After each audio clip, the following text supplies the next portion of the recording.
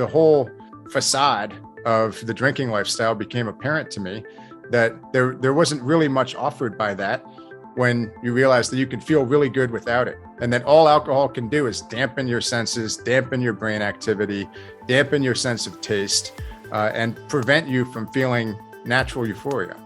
So for me, that was a longer term incentive that worked for me moment to moment going forward after that. It took a near-death experience and then subsequently an altering of my outlook, incentives, and all that to get on this new timeline. And then on that new timeline, that was the personal development, lifestyle optimization timeline. And that I recovered so quickly and powerfully from what I ever thought I could do in years. Within like 6 months, I was like, felt like I had 10 years of recovery. Thanks for tuning in to the Elevation Recovery Podcast, your hub for addiction recovery strategies, hosted by Chris Scott and Matt Finch.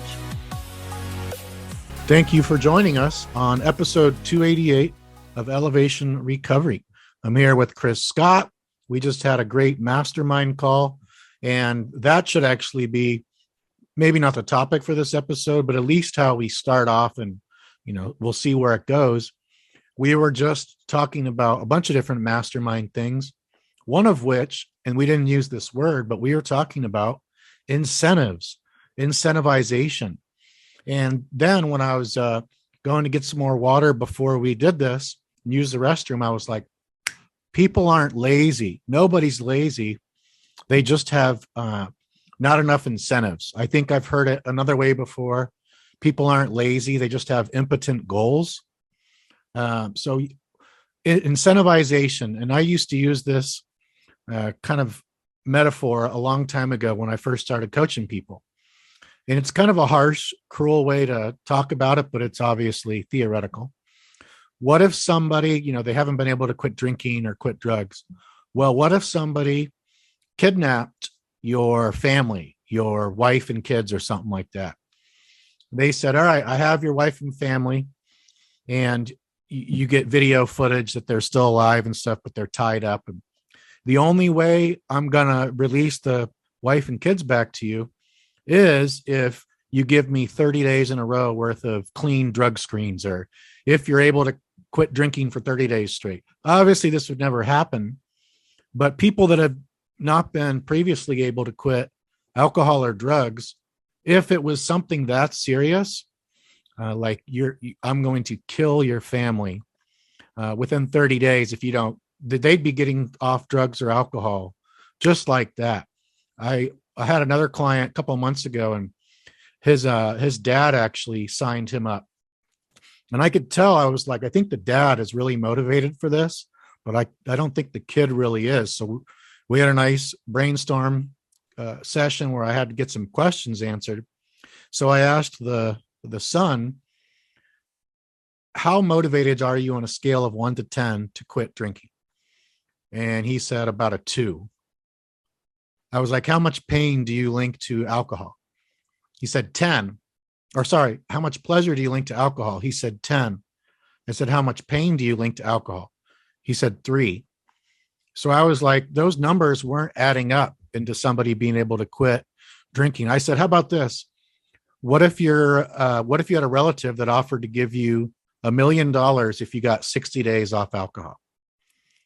How easy would it be to quit drinking? He's like, it'd be the easiest thing I've ever done in my entire life. And I'd be excited and energized the whole time. That's what I mean by incentives. If people have been stuck drinking, and of course there's the physiological withdrawal symptoms in many people too, and dependence. So, I mean, it's not just about incentives, but usually if people haven't been able to quit, it's not just a combination of not wanting to face withdrawal symptoms and not wanting to be debilitated and not be able to take care of work or kids. Usually it can have a lot of that in there, but maybe at the core, one of the things at the core is simply a lack of a proper motivating incentivization protocol. That's a brilliant start to this. And I think it's the case that the decision to drink or not to drink in any given context always involves an either conscious or subconscious trade-off calculation, which is to say that you are taking certain variables into account. Maybe they're just snapshot images or quick little video replays or memories or anticipated outcomes in your head, such as, you drive past a liquor store, you've been trying to quit, but all of a sudden you're thinking like, oh my God, the game is on tonight. And my buddy said he's coming over. And then you're unable to picture yourself watching that game without, a 12 pack of beer or a 24 pack or whatever it is. And all of a sudden it seems strictly necessary for you to go into that liquor store and drink. Now, you weren't compelled against your will to do it. What happened is that you were unable to visualize a seemingly viable future in the short to medium term of you without alcohol. Same type of thing. It could even be more instant than that. That involves some planning, but it could be that you're super fired up and motivated to quit because, I don't know, you just read Drinking Sucks, my book, or you just signed up for coaching with a fit recovery coach, but then you find yourself at an event, with people you haven't seen in a while who you always used to drink with. And then it suddenly seems like a no-brainer that you need to have a shot of tequila because you're with these people. So I think the imagination is a very powerful thing, and it feeds into our subconscious trade-off calculation.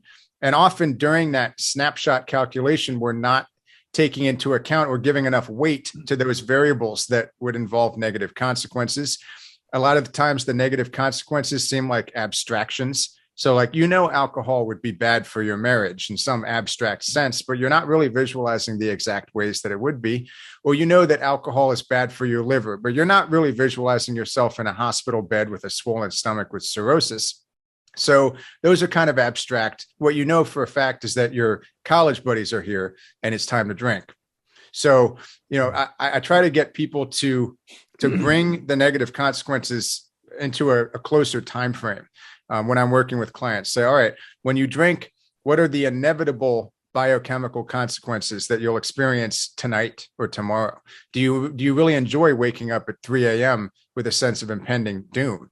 And a lot of times they've actually forgotten some of the things they told me about drinking that they didn't like. And so their scale of 1 to 10 for the amount of pain that they link to alcohol is a 3, but it should be a 9 after they reassess it. And so this is a process that Coach Brianna, who's a fit recovery coach and also has her own fitness and diet coaching, nutrition coaching, she calls it cognitive reappraisals. So you're going through and consciously identifying the variables involved in this trade-off so that when you reach a point in time where that trade-off happens again, you're aware of all the variables. Now, you also want to be aware of the positive variables, both of using the substance itself, if there are any. And a lot of people, if you're like I was when I reached the end of my drinking, there really were no positives. It didn't work to make me happy. It didn't offer me any relief. It didn't even cure my withdrawal. Mm-hmm. So for me, it became literally an exhausted resource. But before that, I did get some euphoria from it. It cured social anxiety that I didn't realize until much later was actually a product of being in withdrawal. I don't naturally have social anxiety, although I was convinced that I did by my mid-20s. But anyway, I had these certain benefits linked to it. So you want to be honest about those benefits. And then you also want to be honest about the benefits of not using that substance. And so incentives, that's where I think incentives comes in. What incentives can you give yourself? What bright, vivid visualization of yourself operating at your highest potential can you provide for yourself using your imagination and all of your resourcefulness such that you create an incentive to not drink in any given time? And I keep saying in any given time, in any given moment, in any given situation or context, because no one makes a decision once and for all to not do something and then never does it, because you don't exist in that kind of, in a static state. You exist moment to moment. It's never the past or the future. It's always right now. And so we can't make a decision now that carries over to later unless we enable ourselves at that later moment to reflect on the trade-offs and variables that are involved in that decision. And so incentives, I think, hugely important to illuminate what is it that you want from not using something? What is it that you get from using something? What are the costs associated with using something? What are the costs associated with not using it? And this is actually something that I did when I chose what college I was going to go to. for example, just to take a somewhat trivial example from a long time ago, I made a list. I've always been kind of compulsive and I love making lists. I was choosing between 3 different schools that I figured I'd probably get into. And I made a list of all the things I liked about them and didn't like about them. And then I put weights 1 to 10. And I took the weighted average, and the one with the most things I liked and the fewest things I didn't like, all weighted, won out. And that's how I chose that. Now, I wasn't smart enough to use that to decide whether to quit drinking. I mean, I didn't quit drinking because I was a saint or because I'm better than anyone. I quit drinking because I got to the point that alcohol didn't do anything for me. It didn't cure my withdrawal. And that's what I've been using it for the last 6 months of drinking. Mm-hmm. But I think it's always possible to enable people to be proactive and to make better decisions earlier than they otherwise might have. I was very lucky that while my whole life seemed to collapse when I did drink, I didn't reach the point where I couldn't build back up. So I, in a sense, I hit rock bottom, but I never reached the point where there was no hope of me building my life back up. Now there's an argument that it's really hard to get to that point. You can always build your life back up, but I'm glad that I didn't lose more than I did. I lost my job, my fancy apartment, girlfriend at the time, people's respect for me, I'm sure. I remember going into the office that I used to work at, and it was kind of a mutual decision to leave that. But some of the people I'd heard rumors that I'd gone into detox for alcoholism, and they kind of shielded their eyes away because they didn't want to have to make eye contact. Not a pleasant thing. And of course, I could have made a decision much earlier to stop drinking. And of course, I would have needed a plan. I would have needed to figure out how to deal with the withdrawal and the post-acute withdrawal. And ultimately, I figured that out. And then once I reached a point where I was biochemically optimized, not just stable and no longer at risk of acute withdrawal, but once I reached the point where I could feel physically good without alcohol, that became my major incentive to not go back into a state of addiction with alcohol, because the whole, facade of the drinking lifestyle became apparent to me that there wasn't really much offered by that when you realize that you can feel really good without it. And that all alcohol can do is dampen your senses, dampen your brain activity, dampen your sense of taste, and prevent you from feeling natural euphoria. So for me, that was a longer term incentive that worked for me moment to moment going forward after that. Right. And, I can see why so many people haven't thought about this, at least to the degree we're talking about it here, or haven't set up their own incentives to quit drinking or to quit drugs. I understand that because I never did. My incentives were I want to not look like shit, because alcohol and drugs made me look horrible, made me not focus on diet and stuff. So I always looked like shit. Specifically when I was drinking alcohol, make my face puffy, all the kind of same things that you had, just swollen and bags under the eyes, and your skin's not as good. But I understand why so many people are addicted to alcohol or overusing it, drugs as well, because there's a lot of incentive to drink. I'm just thinking about a few phases of my life. When I first started drinking habitually, oh my God, the incentives to drink was great. I was going to hang out with this new circle of friends and some of my other bros, and I was going to have a lot of fun with like-minded people that like to surf, that like to party, that like to, hook up culture. And so we would laugh. We'd have brotherhood, camaraderie. We would have fun. We'd have adventure. Obviously, alcohol makes you really euphoric. And the more I drank, the more energy and euphoria I got. And then we'd do crazy shit. And then that was good for fun storytelling, oh, I did this crazy ass stuff. So there was a lot of incentives before I got addicted. It was pretty much mostly all incentives to drink.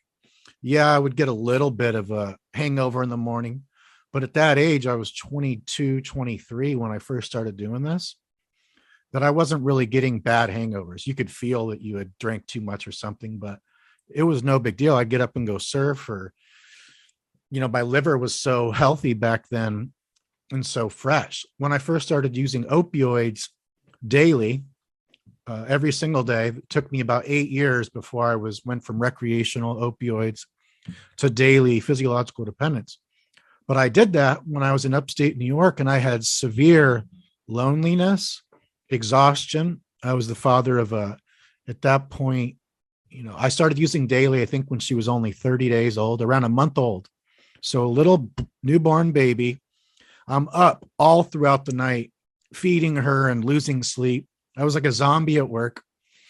I was super lonely. I had a bunch of trauma from relationship stuff, which I won't go super deep into, but I was just psychological pain, physical tiredness, loneliness, this kind of storm of physical and emotional and mental symptoms. So then I found a hookup that had daily opioids. I was able to get pills every single day for that first 2 months straight. There was a lot of incentives for me to use those pills daily.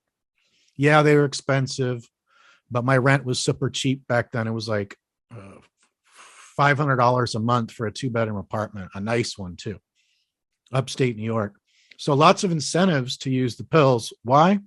They were giving me hypomania all throughout the day.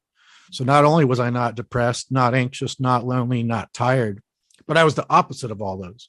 Euphoric, confident, energized, indestructible, just felt amazing.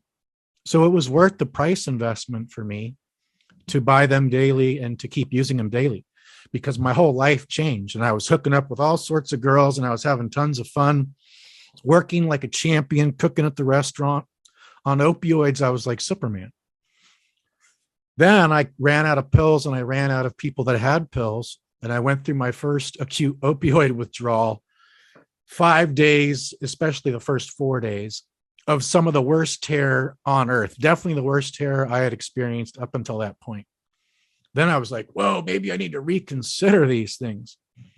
A week after detoxing, all of a sudden my brain must have forgot about how bad the withdrawal was, or more likely, it downplayed just how bad things got, and it upplayed my belief in myself to be able to use responsibly now. Oh, I'm never going to do that shit again. I'm going to use responsibly because I don't want to get dependent again and go through withdrawal. Do you think, Chris, that after that gnarly withdrawal, then a week later I got back on, do you think I was able to use responsibly? No, you know the answer to that because I'm sitting here talking with you. It was a lot more of opioid addiction after that. So there's a lot of incentives. That was a long way of saying there's a lot of incentives to drink. There's a lot of incentives to use drugs, which are all subjective depending on the person.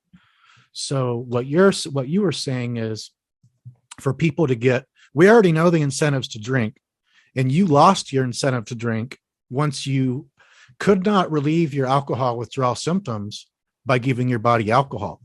Now the incentive's gone. It's like, well, it's not even working anymore. It worked to zero. So how can people start to lower the incentives that they have assigned to alcohol and or drugs? Think about and brainstorm really good incentives for quitting and staying quit, and then making a huge list. Get a piece of paper where you draw a line through the middle. On the one hand, incentives to drink or use drugs. On the other hand, incentives to not drink and to not use drugs. Pros of drinking, cons of drinking, risk, cost. It'd be cool if somebody made like a kind of like software on this where you just get all these questions asked to yourself. What's that thing called? Not QuickBooks. I forget. There's softwares where you can get really detailed on the tables and charts. So people could just do a mind map. In the middle, right there, drug, substance of choice, alcohol, opioids, methamphetamines, whatever the substance they want to quit. Put that, a circle, a big, huge poster board or poster paper. In the middle, you write the name of the substance. Then you start mind mapping all these branches out from that first circle, where one branch is incentives to use this substance. And then another branch is incentives to quit and then not use this substance. Pros of this substance, cons. Then you've got all this room to mind map out. Oh, accountability. Oh, Emotional support. Treatment approaches that I'm interested in. So you got this huge poster border paper, the substance in the middle in a circle, and then you just mind map out, because that way your brain just starts to unload it all. And then for that mind map, you can create something very, very constructive and organized and potentially fucking efficacious as shit. Yeah. All good ideas. This brings us to one of the most difficult and nuanced questions, but also one of the most obvious questions, and I think commonly misunderstood ones in addiction recovery, which is, is addiction a disease or is it a choice? And I'd say nuance, because I think the answer has to be formulated carefully. I don't have all the answers, but I'll tell you what I used to think was that there's not necessarily a contradiction between the two. It's in other words, of choice. What if you had, right? And I don't think it's a disease anymore, but I'll get to that. But what if you had a condition in which you literally hallucinated a little demon sitting on your shoulder, and every time you did anything, the demon was like, drink, drink, drink, drink. That's your disease, right? So you're not compelled to drink. You just have a demon who's yelling at you about drinking all the time. So the disease is the demon yelling at you. Like, whether or not you decide to drink in any particular situation is kind of a choice, but you're kind of being compelled a little bit. You don't have to listen to him, right? So then the solution would be, how do I get the demon to shut up? Or, how do I distract myself from the demon? And then the assumption is that the demon's there for the rest of your life. Now, the good news about addiction is that there's no demon and it's not there for life. And you also don't have to listen to any of those thoughts. You can find ways to reframe your thinking. You can rebalance your biochemistry, all of which make the so-called demon disappear. But I would say, of course, the decision to drink or not in any given context is a choice, but that doesn't mean it's an easy choice. And I think what we're dealing with here isn't necessarily a permanent brain disease, but rather a distortion of the pain-pleasure principle, which is really important. So, like, of course, in my darkest days of struggle with alcohol, I could have made the choice in any given situation not to drink. And many times I did, and I suffered with withdrawal, and I didn't understand what was going on. And eventually I made the choice to drink because I didn't want to put up with the amount of pain and the absence of pleasure that choice brought me. And so I was in this conundrum where my biochemical state was not going where it needed to go for me to think that life was even worth living when I wasn't drinking. And I would call that conundrum a biochemical disorder. And I resolved that disorder in time using nutrient repair, using NLP, brain rewiring, reframing techniques, accumulating new experiences with a new mindset, and literally identity shifting, becoming the kind of person that doesn't need to rely on alcohol. So I would say it's a biochemical disorder that can be resolved and does not need to be permanent and does not need to be framed as either a disease or a simple choice, because it's not that. And I bring that up just for people who might be interested in some of the more intellectual facets of what's going on with addiction, because it's very easy to get lost in semantics, especially when the vast majority of the mainstream treatment revolves around dogma that some of which flies in the face of logic. So I'm not saying everything that is out there in the mainstream is bad, but I think there's a lot of confusion about the words such as disease, choice, etc. And of course, I acknowledge that the health authorities classify it as a disease. I disagree with that classification, I think, for logical reasons. And obviously, the argument from authority is a logical fallacy in and of itself, although we seem to have forgotten that here. Not with you and me, but just in recent years. But I think it can also be comforting to know that you can resolve this. And it's not something that's going to follow you around forever. Like, how often do you struggle with the desire to use heroin these days? I assume not at all. I've never heard you talk. I don't even think about it ever. I don't struggle with any desire to use, heroin I never used, but alcohol. And I have no doubt that, it wouldn't give me what I was looking for if I decided to go drink 20 beers. I have a pretty good idea of how that would feel, and I'm pretty sure I wouldn't want to repeat it. But, whereas when I had just quit drinking, I assumed, I was kind of brainwashed into assuming that if someone did force me at gunpoint to chug 20 beers, I would inevitably be caught in this horrible brain disease again that would compel me to go back to the liquor store. I think it can be empowering to realized that that's not the case, that addiction can be a phase of your life. It can be a stage of your life that you can learn from, but that you need to be proactive in rebalancing yourself biochemically, psychologically, socially, and spiritually. Oh, this is great. And I know we got to keep this one pretty short, so I'll just add one thing in there. Regardless of what someone labels it, a disease, a choice, a biochemical disorder, biopsychosocial, spiritual, disease, disorder, whatever the label is, for sure, hands down, it leads to, in varying degrees, chronic brain physiology dysfunction, which at mainstream treatment is left unaddressed and untreated. Chronic brain physiology dysfunction, usually untreated and often even unaddressed and not even talked about. Hey, dopamine, GABA, endorphins, what substances do here. This is going to take your brain. Nope, you just do this cookie cutter treatment approach and good luck, I guess. Another thing I wanted to say was it's also a timeline choice, where when I was addicted to drugs and alcohol, I didn't have enough. I had incentives to quit, but the incentives to keep using, for whatever reason, were subjectively more. It was just really hard to quit heroin, alcohol, benzos. So there was this huge shift, and all of a sudden my situation, I almost died, near-death experience, that, shifted things in me.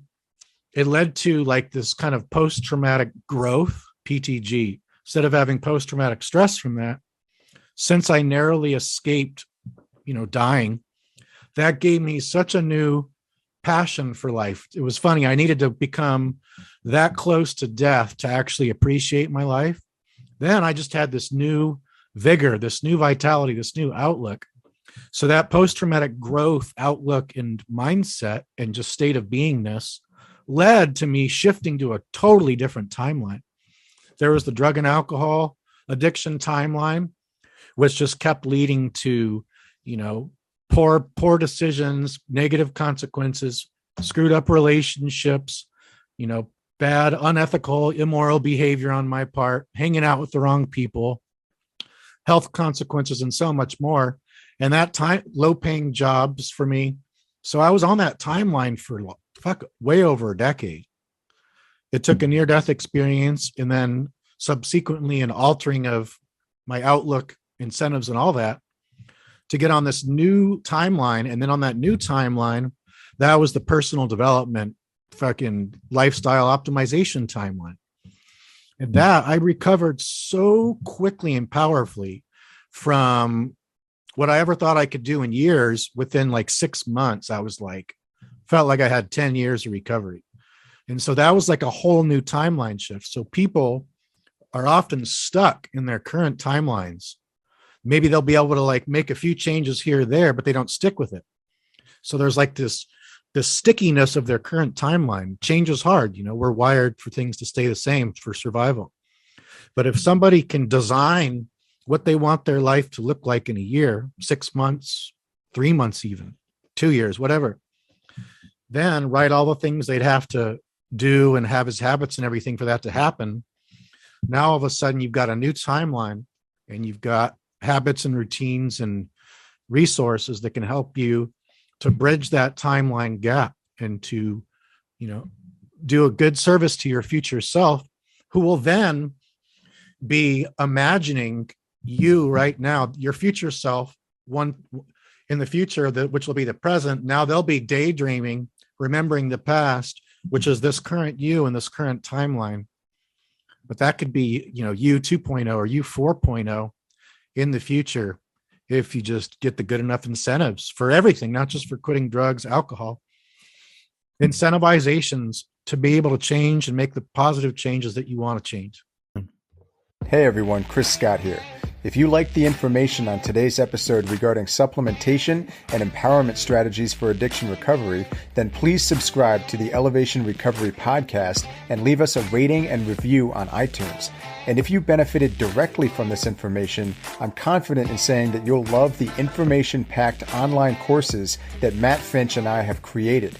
Matt Finch's Ultimate Opiate Detox 4.0 is a 6-module, 30-activity course that contains video lessons, written lessons, PDF downloads, worksheets, audios, and much more. And it has everything you could possibly need to know to conquer opioid addiction in the easiest and most comfortable way possible. My own course, Total Alcohol Recovery 2.0, is the most cutting-edge resource for anyone who wants to transcend alcohol and build their best lives. To get these courses, to learn more, and to read testimonials, simply go to opiateaddictionsupport.com/ultimate. Again, that's opiateaddictionsupport.com/ultimate for Matt's course, or for my course, go to fit-recovery.com/course. Again, that's fit-recovery.com/course. You can also go to elevationrecovery.com to see the show notes for this episode.